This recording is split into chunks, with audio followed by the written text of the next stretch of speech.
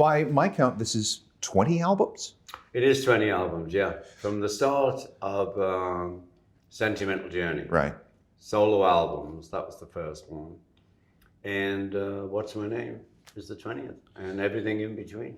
There's a song on this record that is credited to John. Yeah. Explain where this song that you ended up working with Paul on. So we have 3/4 of the Beatles on this record, on this one song. Well, you have two of us playing, but John wrote it, and I like to mention this because Jack Douglas, who got me, just out of the blue. That's why I love life. Things just arrive. Jack Douglas, the producer, said, "Did you ever hear the what John said on the Bermuda tapes?" Now, the Bermuda tapes were... John doing demos in Bermuda. Okay. Of a lot of songs that he recorded, but he never recorded this one. Anyway, at the beginning of this, it's CD now, but it was on a cassette. And kids are going back to cassettes.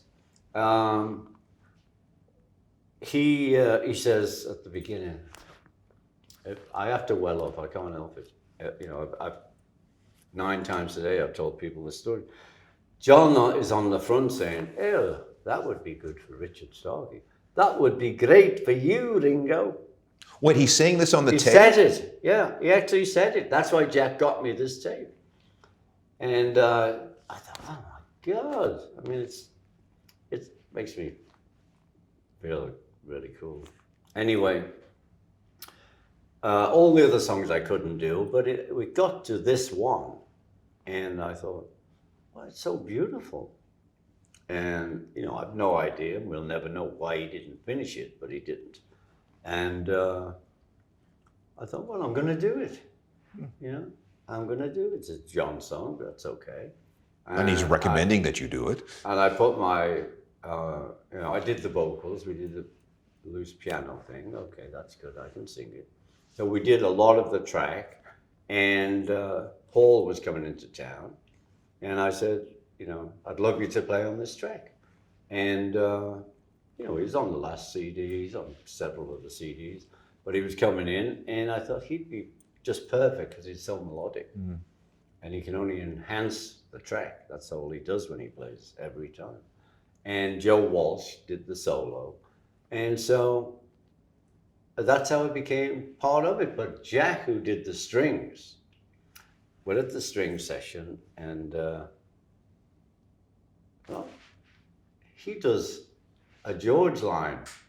He plays a title of one of George's songs with the strings.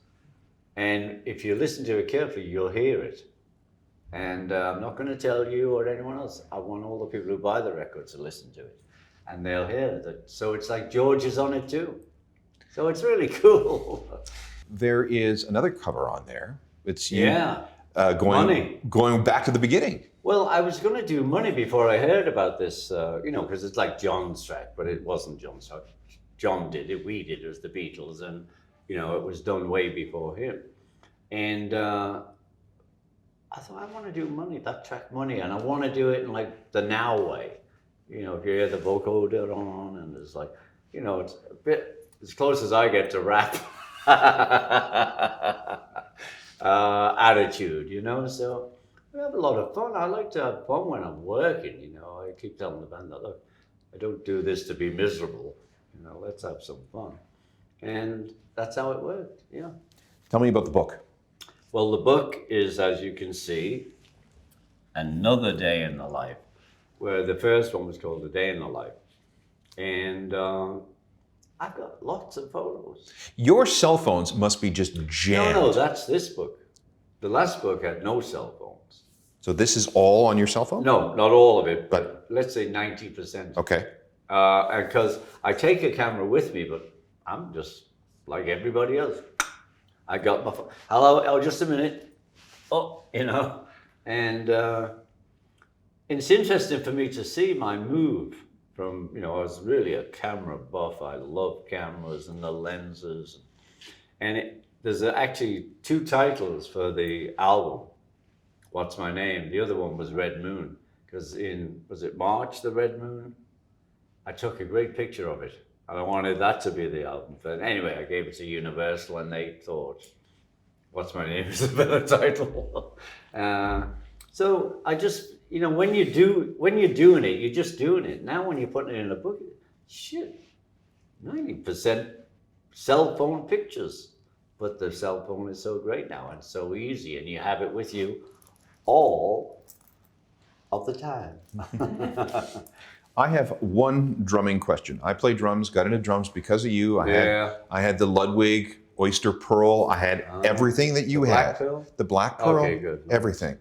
So you're left-handed naturally. I am. You were disciplined for being left-handed. My grandmother forced me. Yeah. Not, in a loving way, but she made me write with my right hand. Right.